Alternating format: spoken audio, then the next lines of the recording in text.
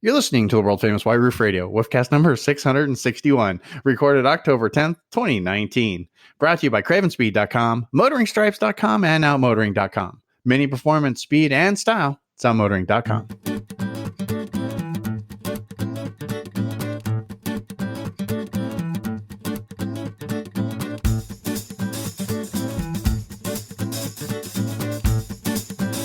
All right, sweet. All right, let's get this party started, shall we? Here we go. Do it. Hey, everybody, it's DB in Arizona. Brand new episode of the world famous White Roof Radio. We're talking about Mini Coopers for you on a whatever night this is, like we like to do. Joining us this week, as always, my good pal, my best friend, Todd Pearson, MotoringStripes.com. Todd, say hi. Yeah, hello, I'm here. Yes, very nice. The good Reverend is with us as well. Head mechanic, Mr. Detroit Tuned, Mr. Chad Miller.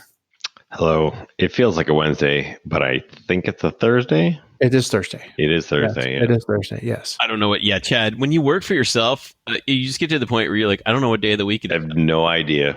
Constantly asking my lady friend, I'm like, is it Wednesday? No, it's Thursday. Yeah. Oh, crap. Where do I have to be tonight? Uh-huh. Yes. I think it's Thursday. Thank you. Yeah, that means tomorrow's Friday, right? And you know, I'm really messed up because I took on a new role at work. And then we're going to start talking about Mini Cooper stuff, I promise. But I took on a new role at work, and half of the team that I'm working on works out of our office in Paris. So I'm starting my day when their day ends. And so sometimes I'm doing like stuff at 6 a.m. But because it's the end of their day, it kind of messes with my brain. I'm thinking, oh, good, day's over. And I go, oh, wait a minute, it's only 7 o'clock. My day's just beginning. Their day's just starting, ending. Anyway. It's true. It's crazy. You don't get in time zone math. It's just insane. Because then it makes me angry that Outlook still doesn't know that Phoenix has its own time zone. That's Shuttlecast stuff. It's hard enough just to try to deal with the podcast stuff because we're all in 3 different time zones or 2. No, we're in 3 different. Well, we're in 3. 3 different time zones, Chad. But but when daylight savings happens, doesn't Don revert to? Well, no, we're still 3 time zones. He just Okay. 3 time zones. It's just that my time zone doesn't change actually, but I get on the same time as Denver because Denver time changes to match Phoenix. So then DB and I are only an hour. Correct. Then I'm almost an hour off from you guys because I moved to Mountain Standard Time, and as opposed to being on what you guys think of as Pacific Time. Because Chad, you're 3 hours different than DB right now. Correct. Yeah, I'm always going to be Eastern Standard Time. I mean, yeah, you're always Eastern Standard Time. I'm always Mountain Standard Time, which means we don't do daylight savings time. So when your time changes, then our time difference is only 2 hours. Which is going to be by the time we do another show, that's going to happen. Yeah. We were hoping to do episode 666 on Halloween, but that's just not happening. Maybe we'll pre-record Halloween. I'll actually for the first time in my life be giving out candy. You're giving? Oh, you're going to have trick or treaters. I'm going to have trick or treaters. First time in 21 years. Yes, I know. I'm so excited. Chad, I've you've had a house before, but I've had a house in neighborhoods, for going on almost 30 years now. Yes. And there's a trick. You turn off the lights. We're actually gonna buy a lot of candy because my neighbors have all said, yeah, Halloween is nuts here. Yeah. Kids coming from all over, parents are there. We're actually we put some ghosts in the front yard. I bought a smoke machine. I have a fire pit already. My neighbor's going to come over. We're all going to hand out candy. It's going to be. That sounds really cool. I think it's cool excited. we don't do that. We mark ourselves as non-participants. Yeah, we still give out candy. It's fine, but it pisses me off when the teenagers come to the door and they've got a backwards baseball cap on and they're carrying around This is inner city Detroit. We're not going to have that. I'm sure, but teenagers with pillowcases. Just give me some candy, man. I'll tell you, for the last 21 years, I've been like, man. The first year I was like, I was excited, and the second year I was like, okay, I'm really going to go all out. I'm going to really deck it out to make sure that people know that there's candy given out here. No one cared. So I was like, So after 3 years, I gave up and just bought some candy for myself and called it a night. No, I've learned a lesson though. It's like the teenagers, you have 2 bowls of stuff. You have the cool candy for the little kids who are happy, whatever. And for the teenagers, you have rocks. No, I get that. You save the samples of B12 that you get from Costco. You going through there? You know, you're like, you're talking to a guy that dates a girl that gives out samples, so they're all gonna get like power bars, some tea samples, an energy drink, maybe. You know, get some vintage Scion keychains. Yeah, exactly. But no, we're super excited, and I hope all our listeners enjoy this more than the weather. So there you go. Because I gotta say, man, that I'm just waiting. I'm waiting for Christmas. This is the first time I've ever owned a house and get to decorate and I can actually put up. I can actually go full Griswold if I want to. We actually have a fireplace now at this new place, so we can actually have a fire going versus just a TV fireplace. It's a beautiful thing, Chad. While we're actually decorating this year. So this is fun. I mean, we're excited. It's a beautiful thing. It'll look, bourbon, hot toddy going there, man. Oh, yeah. Very, very cool. See, it's all these things that we're super excited about. And there's a lot to be thankful for this year. I gotta say, the fall is coming officially. And speaking of weather, today at 4:30, it was like 72 degrees, and I'm outside. I'm doing some work, and within like 2 hours, it went from like 72 to 45. Like the weather saw a highway patrolman. Man, it was like just. We are at not kidding. A nice crisp 60 right now. It's really funny because I was talking to Brian Dallas earlier this week. We did an episode of Ride Bikes Radio, the podcast about bicycles and drinking beer. And on the day that we recorded, the weather did the exact same thing, except this time in Washington actually snowed. Yeah, they got snow. Yeah, they got snow. Yeah. And Denver, here in Phoenix, it's snowing right now. 76 degrees. We were 92. I think today's the last of our 90s. And we start getting into the 80s, and we've had 63 at night. It's been absolutely delightful. I was going to say, they broke out the parkas in Vegas because it hit 60 last week. So, dude, I know. It's the same thing here. Yeah, it's going to be 44 tomorrow morning. 44 right now here, Chad. So for us. So yeah, we're gonna get that little crisp chill in the air. Yeah, dude, we got it already. 60 degrees. Girls are already wearing boots and getting PSLs. Yeah, the trees are changing. We're gonna be raking leaves before you know it. I've already had a couple of good bonfires this year. This has been great, but it is what it is. I get to use my my Norm Peterson line when somebody goes like, "What's up, Todd?" I'm like, "My nipples. It's freezing outside." And we have a show title. Yeah, whenever we can talk about Todd's nipples, it's great. Man, it was one of the greatest lines from Cheers of all time. When Norm walks into the bar and it's like, "Norm, what's up, Norm?" And he goes like, "My nipples. It's freezing in here." Mm-hmm. Those of you wondering, you can actually watch every episode of Cheers on Netflix. Killing it. Start rewatching. We're halfway through season 3, but that's for another show tonight. That's not what we're talking about. We don't talk about weather anymore. We don't talk about decorating for Christmas or Halloween. No, sir. No, we're going to talk about Mini Cooper stuff. Tonight, we're going to talk about the GP in full production, guys, complete with the ugly plastic fenders. Yeah, or is it? We are also going to talk about CVT with 200,000 miles. Todd's going to talk about CarPlay. And Todd's also has a question to pose to everybody about a rarity of a car and its value. And anything else that happens to come up while we're talking about stuff here underneath the White Roof. That's what we do. Before we get started, let's remind you guys about one of the fine sponsors here underneath the White Roof, our friends over at Craven Speed. We're going to start with them again.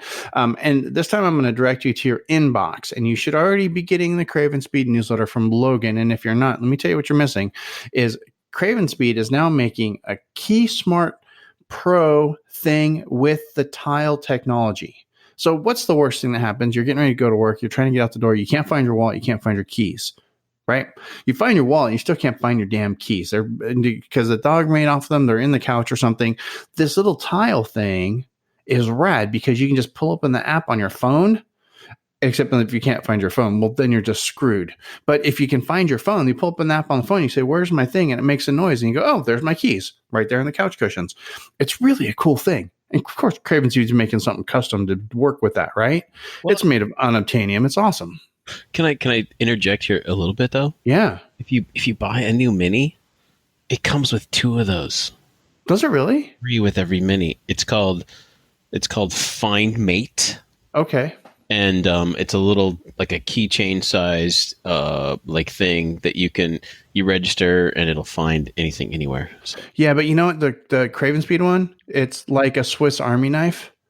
Plus, it has the tile thing. So it's got like a can opener and a screwdriver and a knife and scissors. Dude, this is the coolest little thing. You guys haven't seen this? no, I haven't. I'm gonna put a link to this in our chat right now. And if Todd hasn't seen it, that means you guys haven't seen it either, which means you guys definitely need to check this out. And this is over at Craven Speed. I'm gonna put a link to this, specifically the Key Smart Pro with tile, in the show notes. Otherwise, what you're gonna do at Craven Speed? Go ahead, Todd. No, I said that's awesome. It's so rad. Otherwise, what you're going to do at Craven Speed is you're going to go over there, you're going to pick your car. For every car that's in your driveway, I want you to make sure you've got a Gemini phone mount, because it's one of the best ways and easiest ways to put a phone in your car so you don't have to hold it with your hands. And then after you do that, I want you to pair your phone to your car. Oh, I'm going to start punching people, I swear to God. I'm driving along. No, I'm just going to break from Craven Speed for just a moment. People are holding their phone up like they're on a freaking reality TV show. I know. Every time I see, and they're talking into their phone, it's like going, "How dumb are you people that you don't know how to pair your phone to your car?" I just roll down my window and I scream, "I wonder if you drive any better with that phone shoved up your ass." And now we have a show title. Anyway, I've distracted myself. Anyway, go pick your car. Get yourself the Gemini phone mount. If you are one of the people that are rocking the old school Mini, you've got a 2002 to 2006 Mini Cooper S, you're going to go over to Craven Speed, because Craven Speed's got all the stuff to make your Mini so awesome. The pulley for the S, the short shift kit. Oh, the short shift kit. Oh, it's so choice. Honestly, every Mini that I've ever owned, I've wanted to have that short shift kit, and I still don't have it, and I really want it. You can also, they've got all the things for me. Just go over there and check it all out. There's a ton of stuff. If you're one of those GoPro people, you could put GoPro mounts from Craven Speed. They've got one now for your antenna. They've got one that goes in the tow hook. They've got them everywhere for your car. And then you could be like Ken Block with GoPro cars all over your car. Or maybe even get sponsored by GoPro. That'd be pretty cool. Anyway, Craven Speed is going to hook you up there. And like I mentioned before, just go over there, hit the pick your car, find the other cars in your driveway, and see all the things that they have for the other vehicle in your car. Craven Speed just knocking it out of the park. Really, seriously, they are. I want you to go check it out. So go check out the key thing, first of all. You're going to do that, right? And then you're going to go and just spend some time at Craven Speed. And when you place an order, there's a spot there you can leave a comment. And your comment's going to be, "Thanks for supporting White Roof Radio. We appreciate you guys saying that. So do they. They, of course, are goodest, bestest friends in the whole wide world, Kellen and his team over at Craven Speed, cravenspeed.com. And also, they've been like a sponsor of the sites forever. Like forever. They also carry the Detroit Tune bypass valve now. Do they really? Craven Speed does? Yeah, they've been selling like hotcakes over there. I think I've sent 40 over. Oh my God. Now. Yeah. Wow. It's a new product on their site, but it's selling well. That's super awesome. They've been sponsoring us almost as long as like almost 14 years. We've been around. Yeah, almost 14 years. Craven Speed's been a sponsor of us and Motoring File for almost since the beginning. How about some of that news music? Come on, I'm on fire tonight, guys. Wouldn't be a bad idea. Post that shit to Twitter, man. Come on. It was funny though. Come on. It was.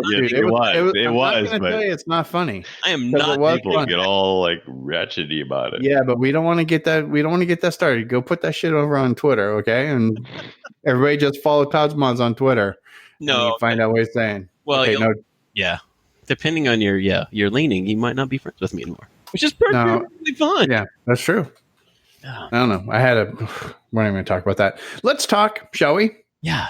The 2020 JCW GP. We have somebody snagged pictures, and now there's pictures of this car without the camo wrap, and they just went everywhere on the internet. They're all over Facebook. They're all over the message boards, and of course, Motoring Files got them as well. I don't like.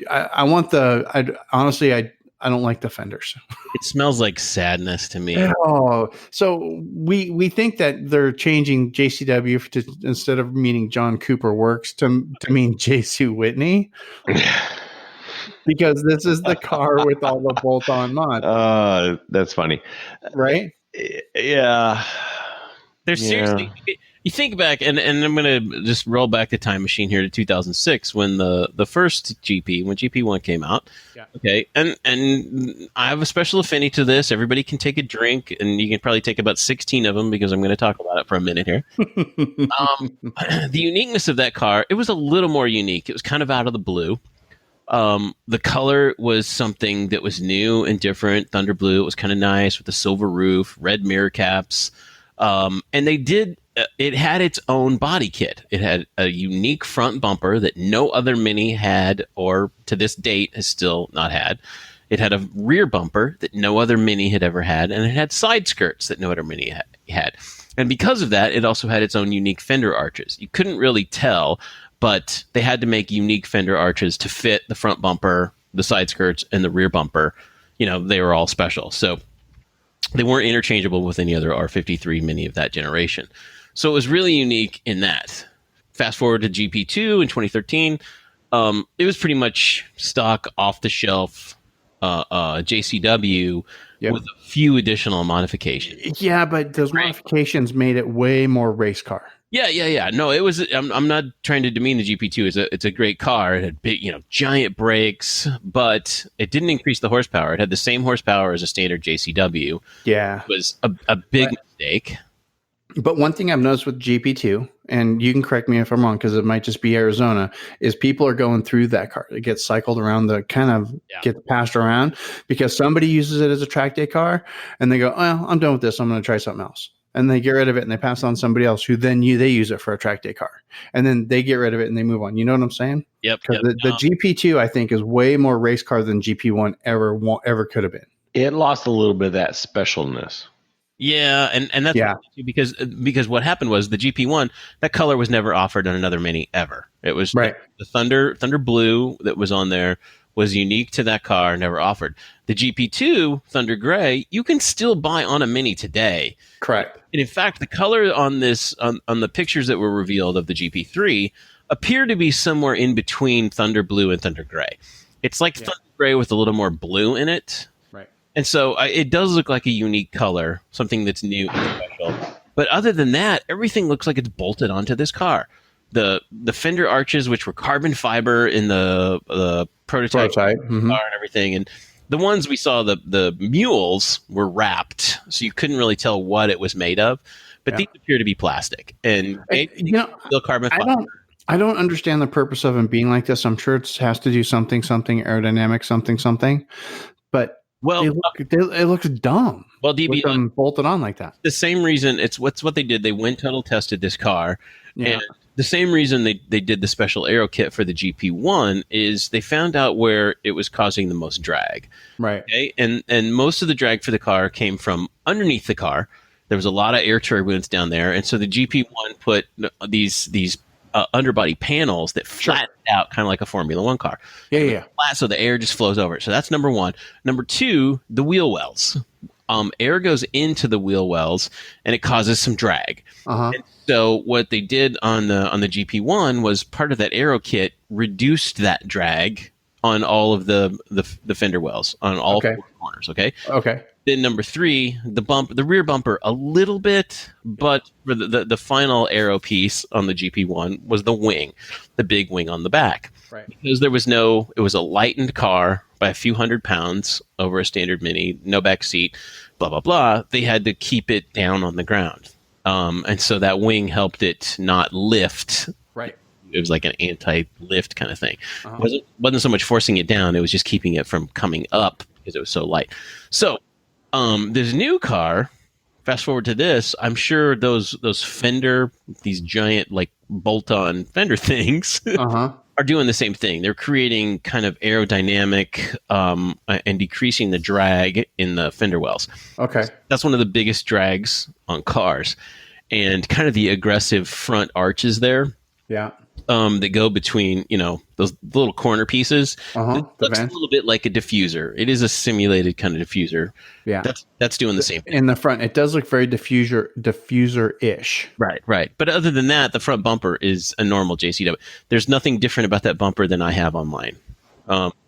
Save those two corner pieces, and I've got Aero JCW corner pieces also. They're just not quite as aggressive as that. And I put some side-by-side pictures in the Slack for you guys. I'll post these elsewhere too, of my car versus this. And you can tell what's the same and what's different. The new grille on this car is just, they've gone from bad to worse, in my opinion. What do you guys think?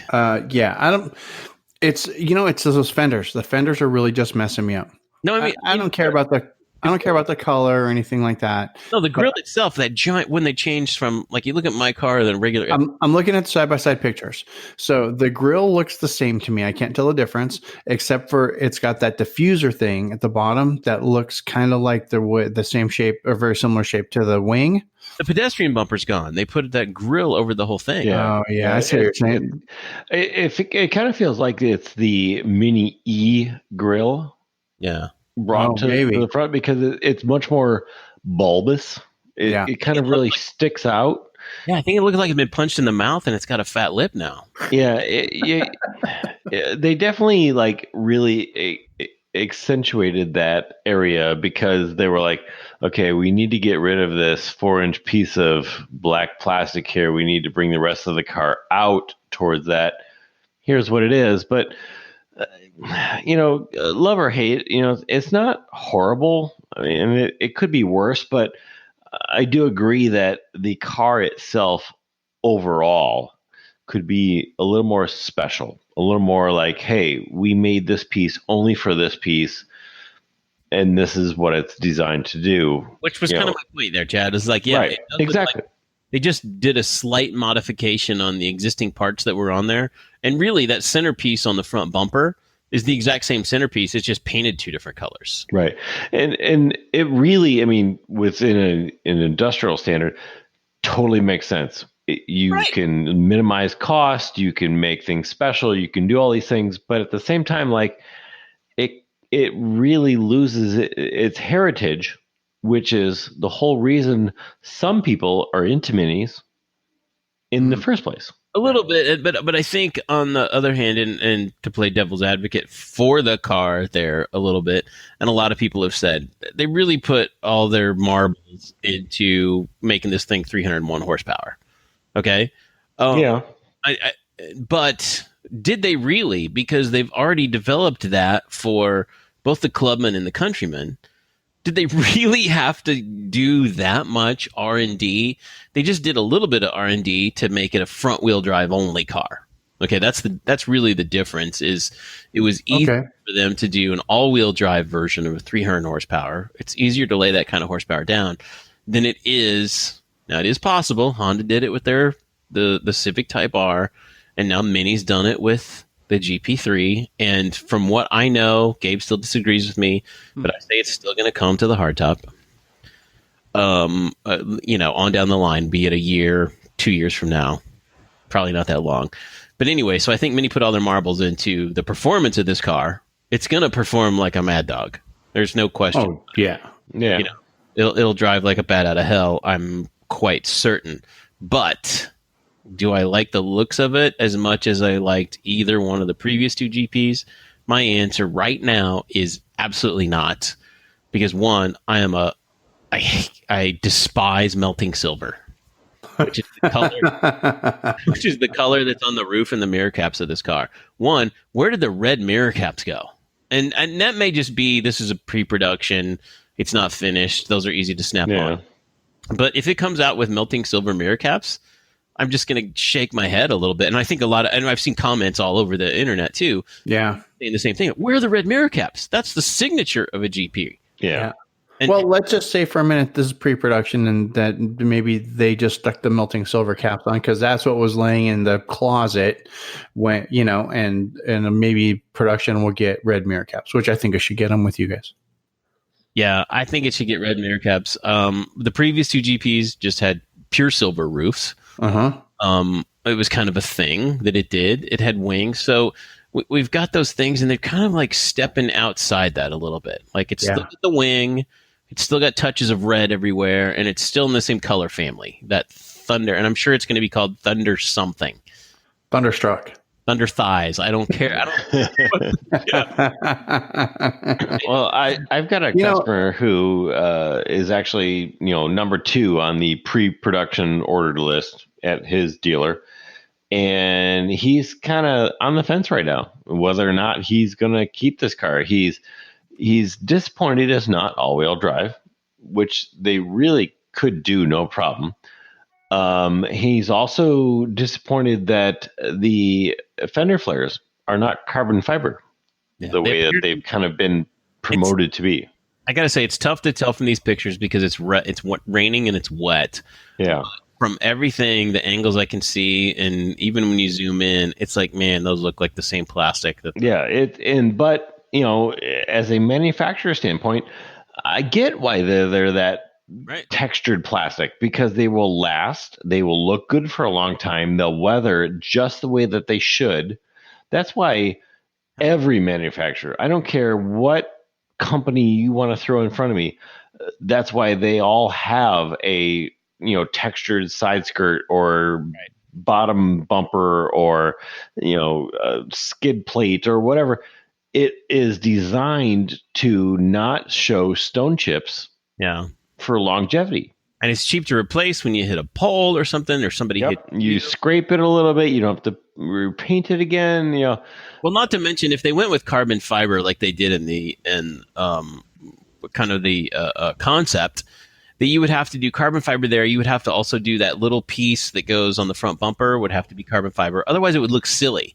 Like it's plastic right up against a carbon fiber. And also too, is it also too, if they did carbon fiber, then all of a sudden that's going to give them an excuse to drive the price of this car from $45,000 up to $65,000. Yeah, the price would go up. Just for example, the carbon fiber hood scoop in the car, which it appears this car has. Yeah. But a carbon fiber hood scoop is like $500-$600 for the car. Can you imagine how much each of those fender parts would be? It'd be $1,500. So you get an extra $6,000. An extra $6,000 at least. But here's 2 points. A, if they do that in carbon fiber, they now have to offer that piece in a replacement part for at least 10 years, per U.S. law. But BMW has their own carbon fiber plant now, so. Well, yeah, I mean, but that and that's fine, but it's still really expensive. But you still want to be able to say, hey, I need to repair this car 8 years from now. This is only an 8-year car. Like, why can't I repair this? Because those parts aren't made anymore. They could afford to make a warehouse full of these plastic parts. Oh yeah, exactly. I mean, they'll be all over the internet. Right. But you also have to remember too, like what they did with GP1 and even to an extent a little bit with GP2, they kind of made it special. I mean, they lost a bunch of money on a particular aspect, but they really brought the forefront of the car brand around. It's like, yeah, we didn't really make any money on the GP1, but they're still selling for $32,000 now with super low miles, 20 years later. Right. So they make a brand factor of that. That's what this car really was ever designed to kind of be, was, hey, this is special. We may not make any money on it, but we want it to be part of our branding.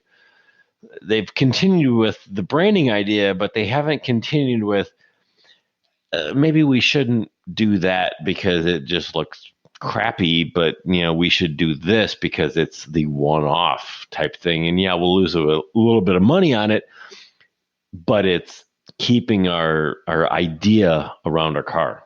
Yeah. And that I think is lost. Yeah. And I think, and I know this for having driven, I drove a GP for just more than 10 years every day. It was a daily driver. And I will say that even at the end of that 10 years, I still got stopped at filling stations when I stopped to get fuel. People would stop and go, "What is that?"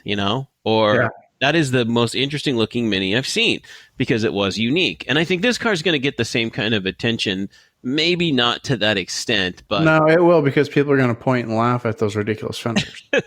You almost wonder. And the more I look at these pictures, I realize something. The side scuttles on there are standard Cooper side scuttles. They're not But that you can barely see because that fender thing mostly obscures them.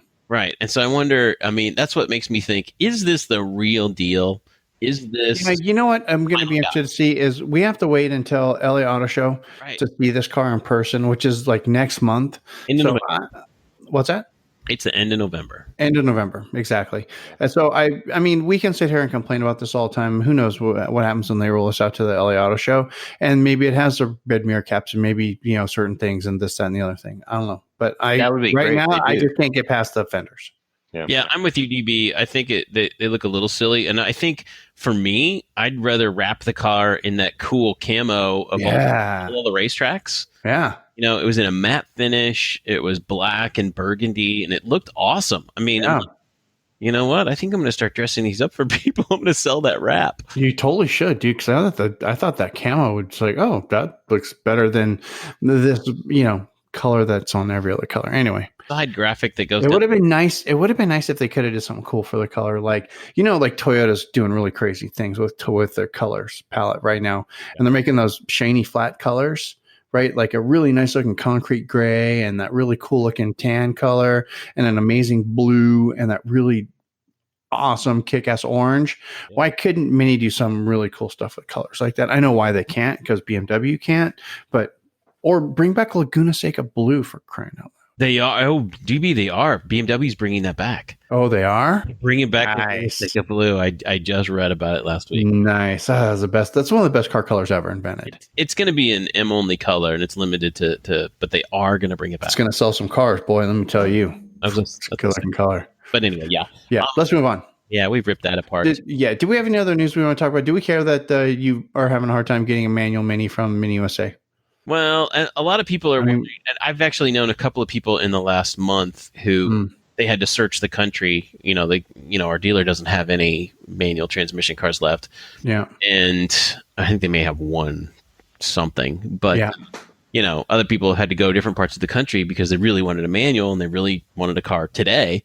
Right. So, there is a possibility, and there's rumors all over the board that that's going to be, by the end of the year, they'll have them back. And then some people are saying, no, it's going to be March. I really don't know. Yeah, we'll see. And then the other thing I heard this week, and somebody actually reported this in the Flick chat, we'll talk more about that in a minute, is Mini USA can no longer configure a Mini Cooper Clubman, not S. Correct. It's going away in the US. Which we talked about a couple months ago, I want to say. Yeah, we're only going to have an S model Club. Correct, in the Clubman. Yeah. S and a JCW. Those are your only. Right, which is really sad for those of you who like the Cooper life. But yeah, no more. Not with that one. And I totally a Cooper Countryman, which is weird. But I totally get it. I mean, it's a total monetary thing. It's like if they're only selling 60 of those a year. Yeah. No, you're not going to offer it in the U.S. anymore. Yeah, I get it. I really do. Okay, cool. That's it for news. Which like news. Yeah, which then brings me, because you'd go, sure, if you have a Cooper Clubman, it's going to be a rare car. Oh yeah, you see my segue? Yeah, good job. See my segue? Well, fist bump there. I get you there, brother. Nice. Because I've been going through this. There's somebody locally, and I've just been reading about it. I don't know these people. They have a club van. Whoa. Okay. One of like two. There was 50. I think around 50. I think it was around 50 of them. Yeah. Around 50 of them in the U.S. But anyway, it got in an accident. Oh. Got rear-ended, and I guess the insurance company wanted to total it. Okay. And I'm not saying anything that's not publicly available on the stupid Facebook. Okay. So I'm not telling stories out of school or anything.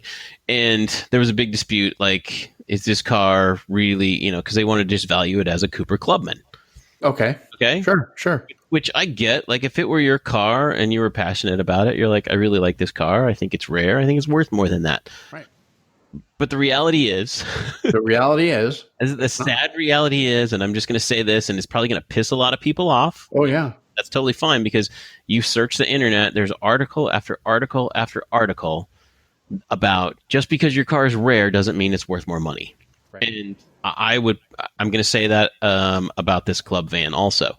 Correct. Just because it's rare doesn't mean it's worth more money. It's not. And it's not rare because it was limited. it was rare because stupid government taxes. Yes. 25% tax on this car. Mm-hmm. It made no sense and nobody wanted it.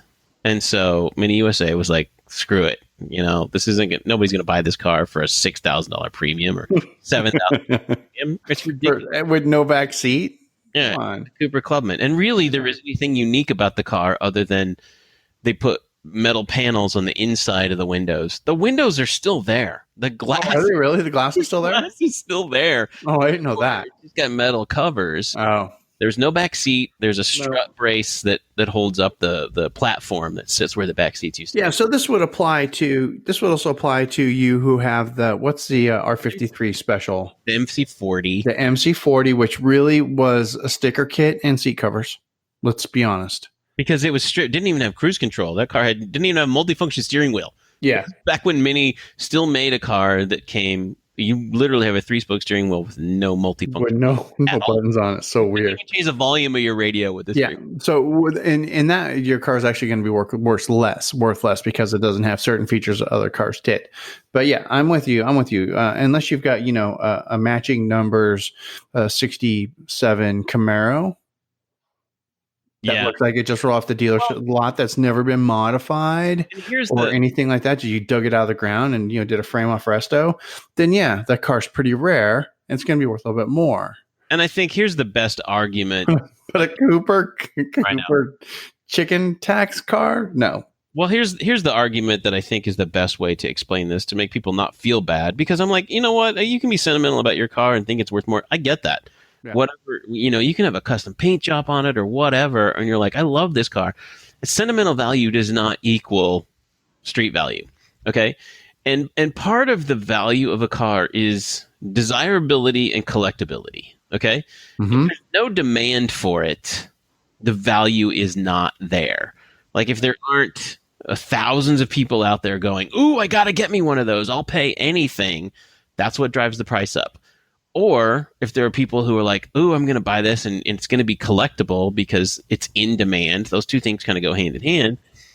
That's the case. But, give an example of like a Chevy Cobalt SS that was made in whatever year it was. It was like... Oh, huge reach, dude. Huge reach. Go. It was yellow. It was this canary yellow Chevy Cobalt SS. And they only did like 80 of them in the U.S., and I shit you not, I was thinking about this car and I looked it up and I'm like, yes, it's really rare. But the answer is it valuable? No, it's probably worth the price of the gas that's in the tank of the car and the wheel. Nothing valuable about the car. And I kid you not, there's one sitting at a block away from me. There's a house that a kid has one and it's parked outside the house, and I drove by it and I just went, man, this is just the most fortuitous moment because I see one of these cars. Yeah. One of these rare cars, but it's not worth anything. Nobody wants it. It's not desirable. It's not valuable. Right. Nobody gives a shit about this car. Right. And I'm not saying nobody gives a shit about your Mini or whatever, your MC40 or your, whatever car it is, your last of the supercharged. I've seen this too. You guys remember that car that came out that was a convertible Mini? It was a sidewalk edition. Yes. And it was called Last of the Supercharged. It was 2008. Yes. It was a sticker package for the US. And that's really all it was. And I've seen a sticker package. I've seen people trying to sell those for ridiculous. That's like telling me that a 1986 Toyota SR5 with 150,000 miles on it is going to be worth more than a regular Toyota pickup truck because it's got the SR5 sticker package on it. Right. Because that's the only thing the SR5 did was it got you stickers back in the 80s. Right. I mean, is an Eddie Bauer Ford Explorer from the early 90s, is that worth any more? No. Try to find one. Yeah. That hasn't rusted away. They all rusted to nothing. They all rusted away. Yeah. So Todd, I like Todd's point. Chad, go ahead. It is interesting. Some of the 80s cars are really hitting hard. Like there's been some stuff on Bring a Trailer that is like, wow, that car brought twice as what it was worth in the original purchase price of the car. What did I see? It was like a Buick Riviera and not like the cool Buick, but like just a regular, or maybe like a Chevy Monte Carlo from the 80s with the 180 horsepower motor. Oh yeah. The whole bit, all the smaller controls. And those cars are going off for way more money than I think. Stupid money. But as a kid from the 80s and 90s, I looked at those cars and was like, man, that car, like, awesome. That car is amazing. I know that it's not going to be fast, but I look at this like mid 80s, Nissan Z car, and I look at the dash and I was like, oh, that just screams Tron, and it just says digital dash, and it's all the, everything's there. And they want $35,000 for that car. And there's a part of me that says, yeah, totally worth it. Yeah. And then there's the other part of me that's like, nope, totally not worth it. I said the same. I mean, the cars that I drove in high school, and I had 3 of them with the Honda CRX.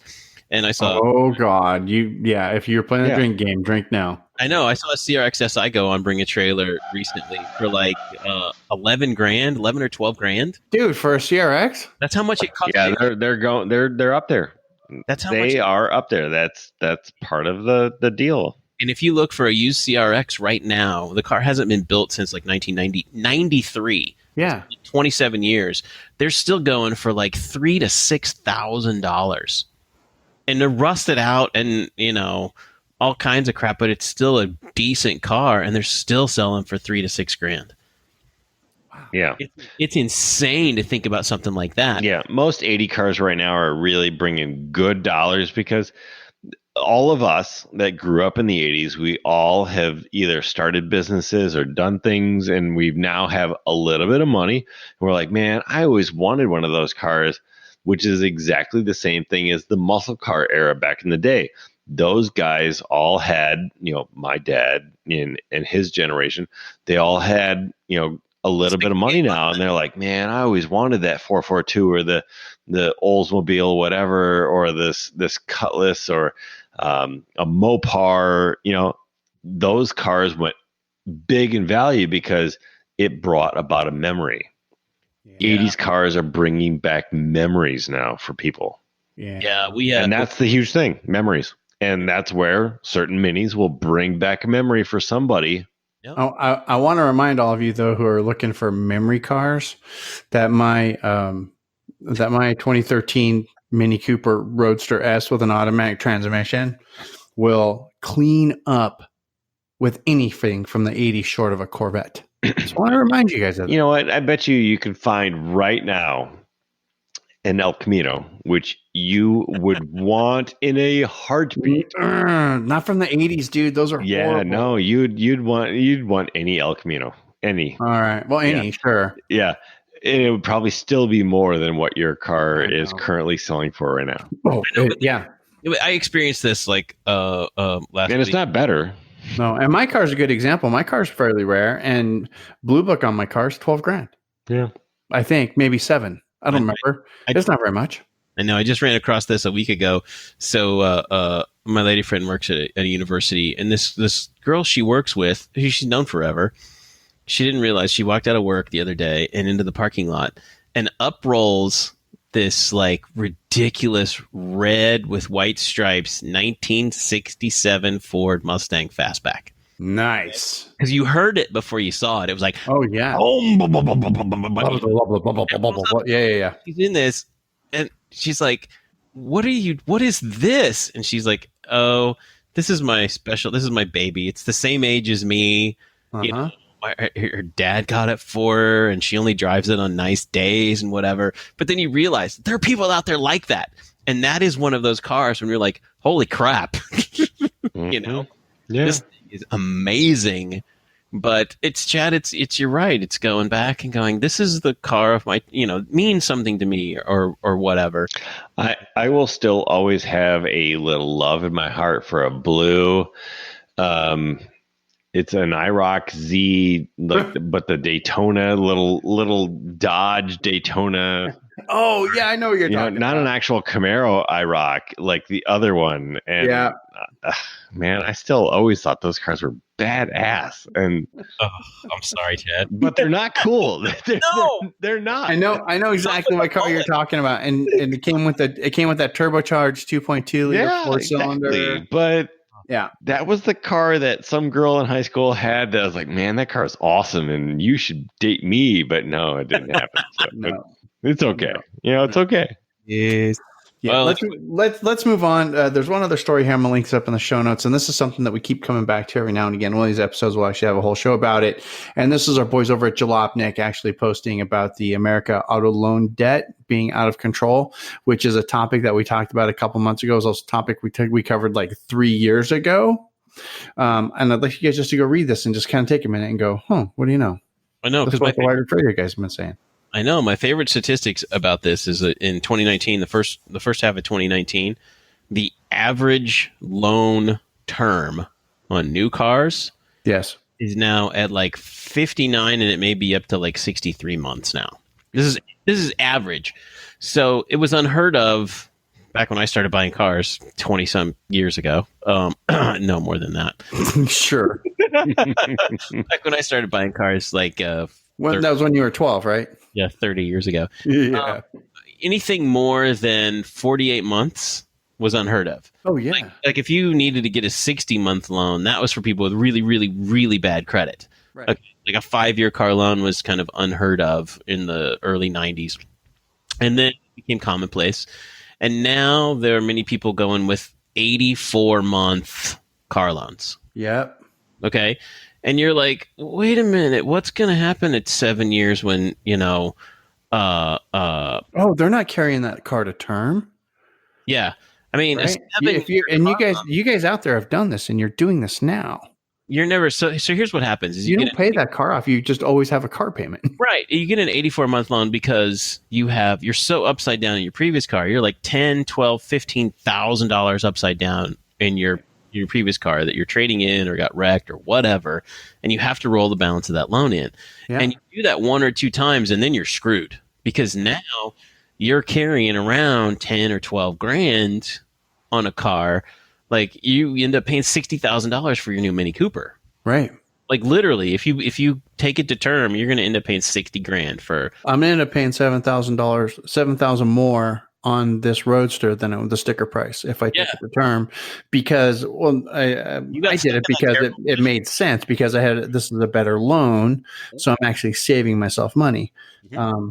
If this car makes it to term, but I still only had a 5-year loan on this. I get it, but I see people doing it every day. They go, they're rolling in 7-10 grand to a new car. That's what I did. And then they try and do it again. It's like, on a new car in 2 years.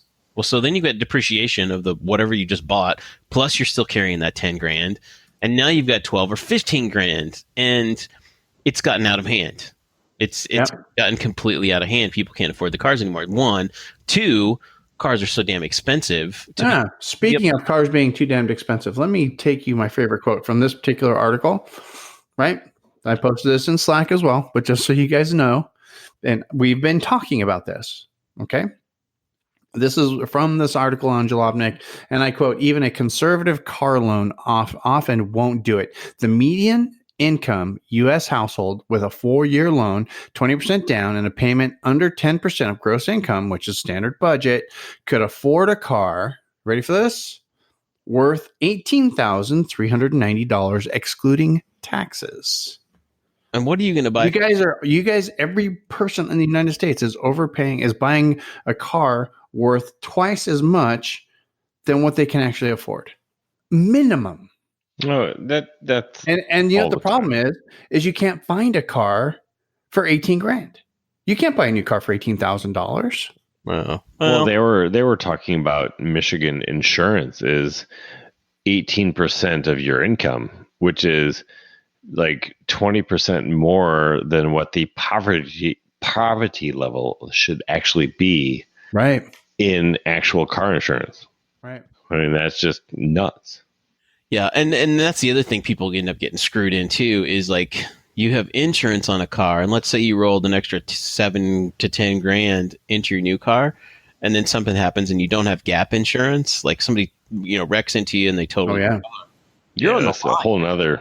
You're still on the line for that extra 10 grand. Oh yeah. They'll pay off the portion of the car. They'll give you the value of that, but then you're on the line to pay back that 10 grand. Yep. Or find somebody who's going to give you a signature loan or roll it into something else. It's a dangerous place to be, and that's why buying cars is a dangerous place to be in general. It really is. We're insane that we're still buying cars. So I thought I'd keep. That's why a lot of people topic for another day. I know. Yeah. I've gotten to the point too where that's my last two cars, my last two minis. Anyway. That's why. Yeah. I have a business, and I've leased the last two cars. My current car, we own the Roadster. Yeah, that's a different scenario, but for me, it's my business, and also I'm working on the cars, and I kind of stay up on the new cars. It's easy for me to go out to the garage and measure the car. Exactly. And if it's all tax stuff. Yeah, it's deductible, blah blah blah, all those things. I'm kind of in a unique scenario here, being in the car business. And Chad, as are you. You could buy whatever you want if you wanted to. Or for the most part. Yeah, that's no big deal. But for most people, every situation, leasing is kind of becoming an attractive option, although it's getting more expensive now. Yeah. Because of, this whole the price of cars issue. Yep. Well, it's been interesting because I always keep kind of an eye on certain things. And like I saw I think it was at 280 Datsun, today. Mm-hmm. It really had about 25,000 miles, maybe 30. They wanted $28,000 for that car. That car it didn't sell for $28,000 back then. No, $1,000, man. It was super clean. It was really nice. And I'm just I was actually trying to find the link to send it. And I'm watching a bunch of different other ones, and they're all in that $5,000, $6,000, $7,000 range. And I'm looking at this car going, okay, it has an engine. It's kind of all there. The interior looks like you probably slept in it one too many nights on a drunken bar night. And there's pieces of fabric and random stuff just in it. So that car is going to need $2,000 to $3,000 worth of work right away. And it's still a 30-year-old car. Yeah.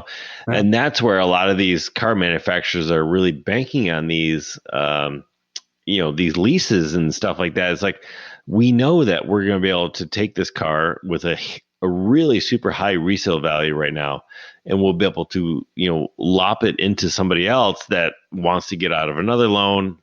They're making money hand over fist with some of these interest rates and stuff like that. Because I will tell you, at least once a week or 3 times a month, I'm getting somebody to tell me, is like, look, I'm in this Countryman right now, this R60.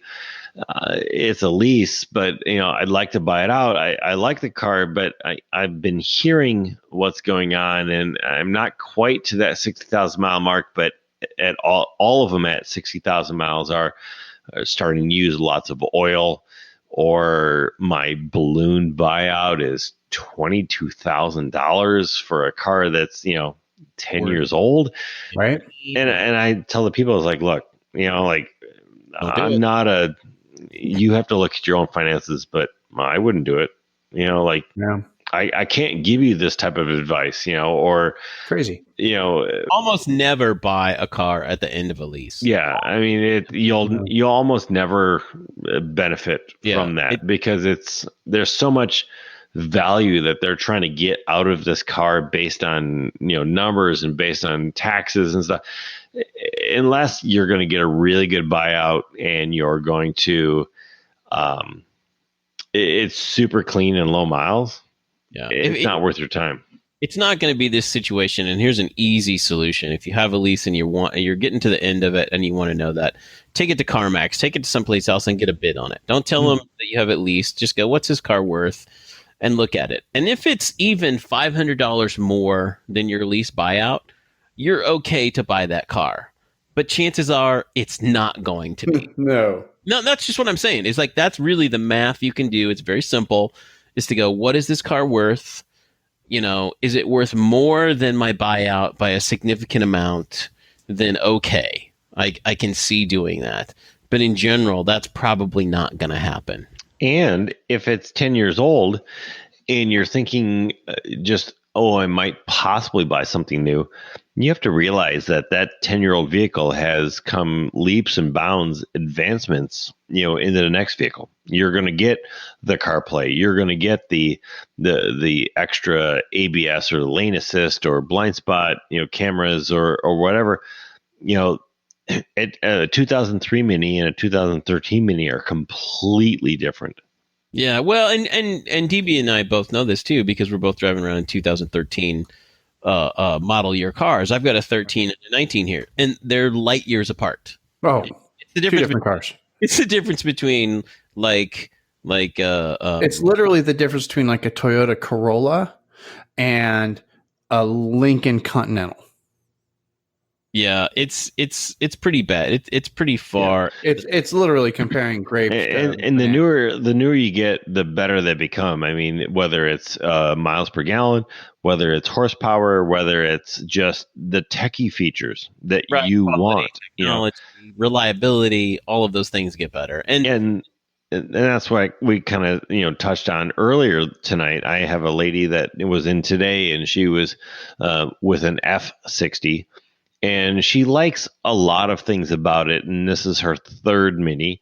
And she stayed in the brand for a long time. But she was disappointed with how her phone integrates with the system. And she takes a lot of rental cars for work and things like that. And she's like, I can take my phone and I can plug it into a Toyota Corolla, and it will mirror the screen right in front of me. And I can use my maps. I can use all of these things. It's worth it to a lot of people to buy a new car because of the way they live their lives. I get it. Exactly.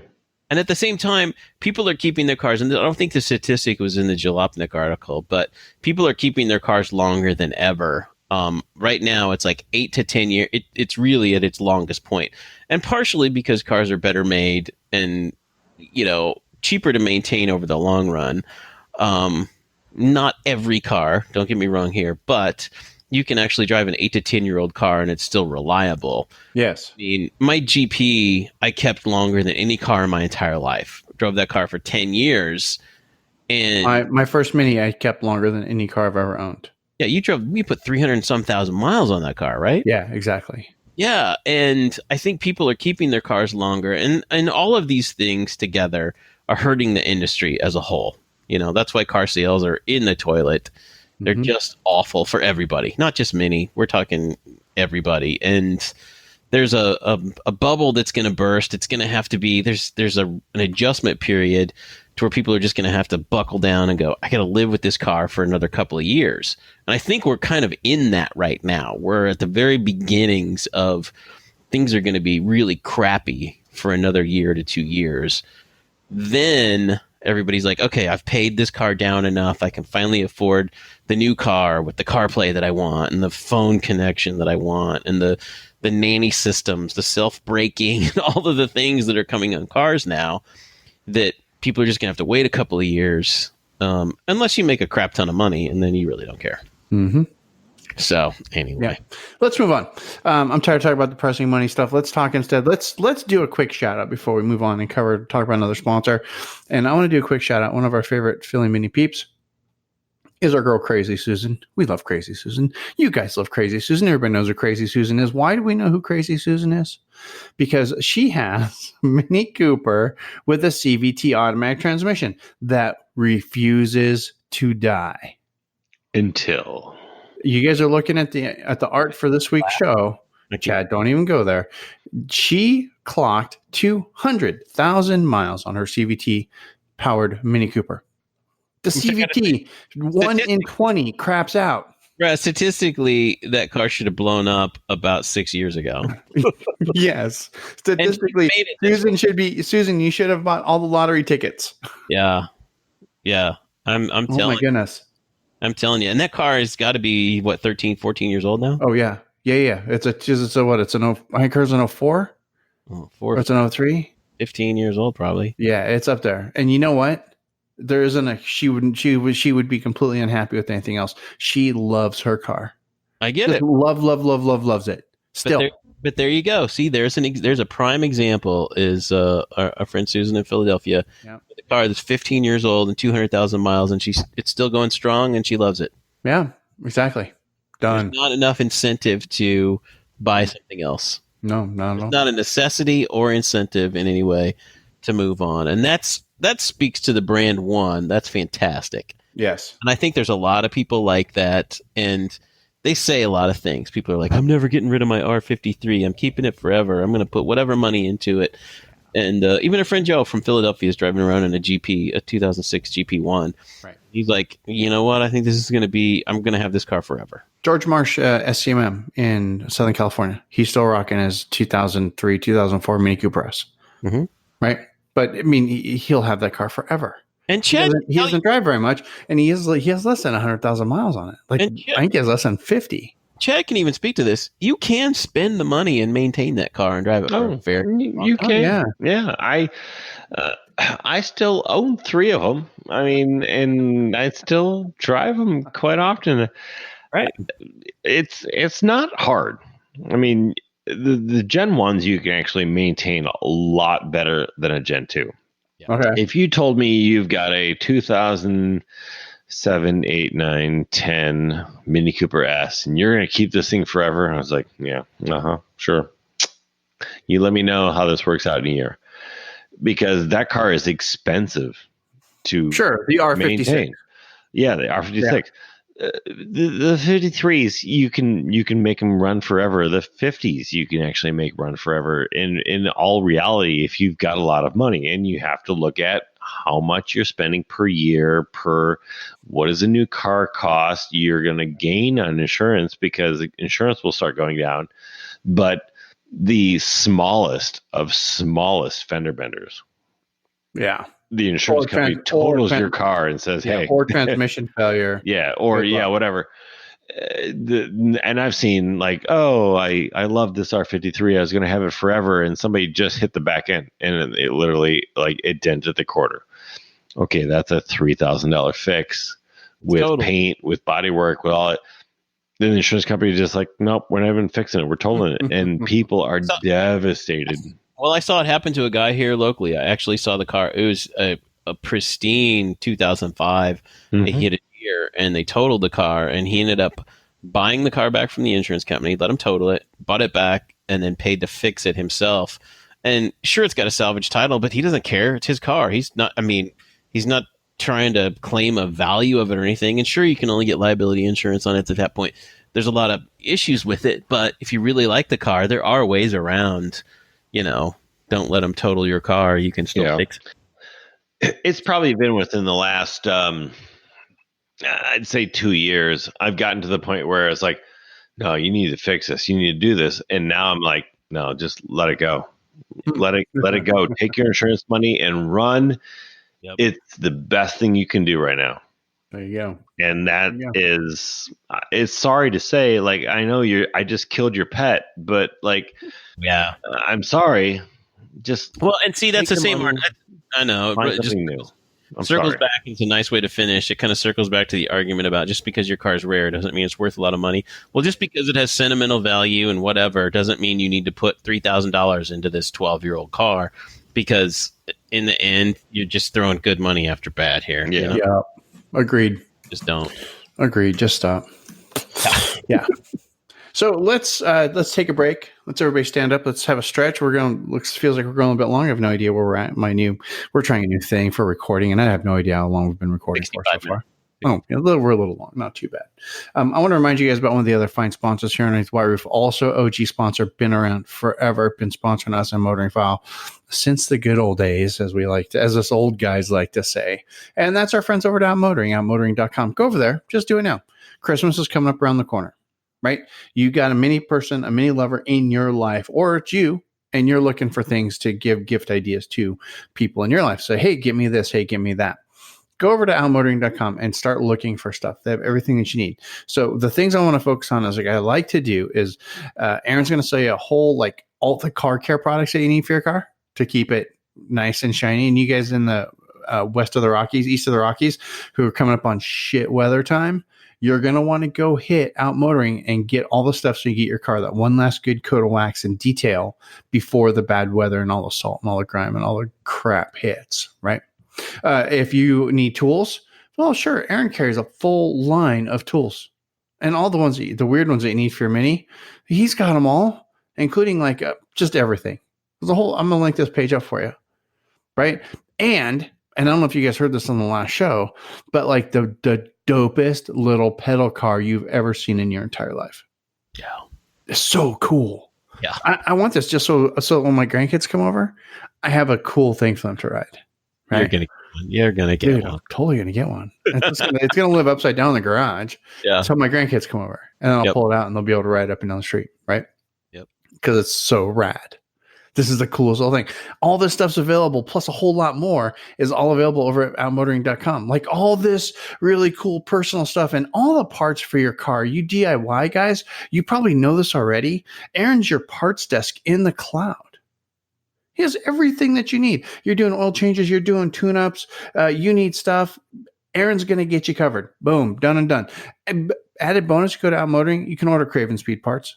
You killed 2 birds with 1 stone. Done. Now, when you're over there, I want to make sure you guys do this. Read across the top. Motoring rewards. So you give them your email address, you get points every time you shop. Everybody likes playing points. That's so cool. Aaron's always going to make sure you get parts for your car, not for like my car or Todd's car or one of Chad's old R53s. He's going to make sure that you put in the right year and he gives you parts for your car. You don't have to know the R's and the F's and all that crap. Although you should because you're listening to the show. If you are part of a mini club and you guys need some kind of support, swag support or something, all you got to do is ask. Aaron's going to help you out. He's going to do something for you. Just got to say, hey, help. And he's all, there you go. Free shipping on most orders, 100% happiness guarantee, and a hitch for your Mini. All that, plus, like I said, it's just a crap load more over at Outmotoring, outmotoring.com, including a fine selection of Aston Martin parts. Because that was always funny. Anyway, go over there, check it out. I'm laughing on the inside. I'm going to link some of this stuff up for you guys. Just so you get access to it. And then you're going to go, oh, very cool. Remember, Christmas is around the corner. Just go do it. Get it out of the way. Get it done now. That's our friends over at Outmotoring. Outmotoring.com. Mini performance, speed, and flex ratcheting combination wrench set. 12-piece, 8 to 19 millimeter. Oh, that's pretty dope. That's Outmotoring.com. Until you need the 20. Until you need the 20. Thanks, Chad. Actually, a 20 millimeter is actually very rare. Yeah. And unless you're a shop like mine, you will never need a 20. Right. Okay. How about this? Mini performance speed and half-inch drive 36 millimeter deep oil filter cover removal socket. That's a Outmotoring.com. lot to swallow before you breathe in, but that's cool. Yeah. That might be a better tool for you because that's that giant size one for the oil filter. No, we love Aaron. We actually commented on one of his Facebook things today. Somebody was trying to reach him via email and had been trying for months. I was like, did you try calling him? Because he always picks up. Yeah. And you know what? You guys should follow Outmotoring on the internets too. Doesn't matter if you're on Twitter or Insta or stupid Facebook. Follow Outmotoring because he's doing really cool stuff. And I don't know who's running his social media campaigns, but they're cruising through the internets and they're totally stealing pictures of Mini Cooper people that we know. Yeah. And using them. It's kind of awesome. You saw the one where he used a picture of Dee's car, right? With a cone upside down in the sunroof. It was awesome. Yeah, it's a good time. Anyway, that's outmotoring.com. Go check it out. What else? Flickapp.com. Do we have anything else for the show? Are we done? Yeah, we're done. We'll talk about CarPlay. I think we're good. We're gonna do CarPlay next time when we don't get carried away talking about other stuff. But Todd wants to talk about CarPlay. I want to get Gabe on, put Todd in the same room at the same time, and I'm gonna let him fight to the death. I'm pretty sure Todd will win, but I still want to see the fight. No, we know Todd will win. Yeah. Todd will always come up deuces wild or something. All I do is win, man. All right. So here's what I want you guys to do. We got a lot of good stuff that we're talking about over here. I want you to go to flickapp.com. You're going to do this on your mobile phone. It doesn't matter if you got Android. Doesn't matter if you got iPhone. I know most of you guys are iPhone, but some of you guys are Android. Doesn't matter. You can do it either place. This place it's really cool. It's free, first of all. There's no ads. It's not spammy. It's not gross. It's actually a really nice app, and it's like chat, and it's chat for the show. Right. And I've got one. We've got it for White Roof Radio. We've got it for Ride Bikes Radio. And I want you guys to check this out. Really, it's free. Like, for real, it's free. I'm not going to put an ad in here. I'm not going to do anything stupid and make it gross and crappy. It's actually kind of neat. Go over to flickapp.com. That's going to give you a link to get to your to the app in the app store of your choosing, and then you're going to use the code of White Roof Radio, all one word, and that's going to let you in. Done. Super simple. And like I said, free. I want you guys to do this. I want you to check it out. Conversations we got going on over at Flick include what kind of a meetup are we going to do in Vegas and when? I'm just saying, you want in on this conversation? This is what we're talking about. Okay. We're also talking about the last episode. We're going to talk about this episode. It's very cool stuff. Very, very cool. Go over, check it out. Flickapp.com. Use the code White Roof Radio, please. That's all I'm saying. If you don't like it, you don't have to play along. You don't just like, I know I'm telling you one more thing, but we freaking hate Facebook. I've enjoyed the Flick app. I think it's been great so far. Yeah, we're having a good time with it on the bike show, having a good time on it with the White Roof Radio show. I want you guys to check it out, please, because we hate the Facebook. Anyway, that's that. You missed a really nice episode of Black Roof Radio this week. Patreon.com/White Roof Radio. Get you in on all that extra episode every month. We record 2 shows a night. When we record, one goes there, one goes here. Right? You don't have to, it doesn't take much. The price of a cup of coffee. You could listen to Black Roof Radio. And, save starving children in Phoenix or me, whichever. Doesn't matter. Patreon.com/White Roof Radio. There's that. Crazy Susan, check. I think we're done. Yeah. Detroit Tuned. Go to Detroit Tuned. Buy yourself something nice. Remember, Christmas is coming up, right? Or the Todd's Mods. Yeah, or Motoring Stripes, to be sure. But at Detroit Tuned, you can get like the cool spare tire that fits your car. F-Car 2 to 5 look. Right? That's always handy to have. You got many. Everybody's talking about Mini Takes Days 2020. Might as well start prepping for that now. Yeah. Start prepping. Right? And then go over to motoringstripes.com and start prepping your car there. Get some nice stuff from Todd. Don't forget the cool Motoring Stripes hack. Use the contact form. You send Todd an email from using the contact form. So Todd, send me a piece of vinyl for my 2013 R56 with a white roof. To Lime cover the green, whatever color you want. And for $100, Todd's going to send it to you, the White Roof Radio Sunroof Delete Kit. One of my favorite pieces that he does. Plus everything else. Full collection of badges, stripes, all the things. Right? Motorstripes.com. Go check it out now. Sorry, I'm stuck. I'm reading the. I just joined the Flick app, so there we go. Yes, I do see that WRR Todd just joined White Roof Radio. He's catching up. I'm going to go in there. I'm going to welcome you in just a moment. That's all. Yeah, it's really fun. I want you guys to play with that. This is the real DB. I've heard you for years, man. Dude, I know, right? I know. Can I say that there are college students driving minis right now who have so much hate for me? Who were 4 when we started this show? Yep. Oh, dude. Yep. Makes us feel good. That's true. That is absolutely true. Wow. 4 years old when we started this show, and they're driving minis to college. If somebody needs a Vegas vacation, that's where it's going to be released first in the Flick app. Yes, so we can all book flights soon. We are seriously planning doing some kind of a Vegas meetup. It's going to be very loose. It's not going to be organized. It's definitely not going to be at the level of Ambiv. It's going to be hey, Todd and Chad and DB are all going to be in Vegas for this weekend. Bourbon at this location. Yep. And we think it'd be really cool for as many people as possible to come hang out with us. Yep. And just go to hang out and do cool Vegas stuff and look at Mini Coopers. Right? And chances are, for nostalgia's sake, it's going to be back at Palace Station. Oh yeah. Or we'll keep going at the other one. Silverton. Yeah. Yeah, because I like the pricing in Silverton, and they have a shit ton of parking just in case everybody shows up. Well, that's true. Right. Well, But we're not going to, it's not going to be organized. We're not going to get like an entire covered space. I'm not going to do all that much work. if you show up and we're there. Exactly. It's just like Todd and Chad, we're going to put on the calendar that we're going to be in Vegas this weekend. Yeah, And we're going to tell everything's you on guys, you. and then we're going to tell you guys that we're going to be in Vegas on this particular weekend. And if you want to come hang out with us, that'd be so rad. If you don't, that's okay too. But it's not going to be organized. Not going to be any drives. You're going to be totally on your own. We just want to see everybody that, that we don't get to see all the time.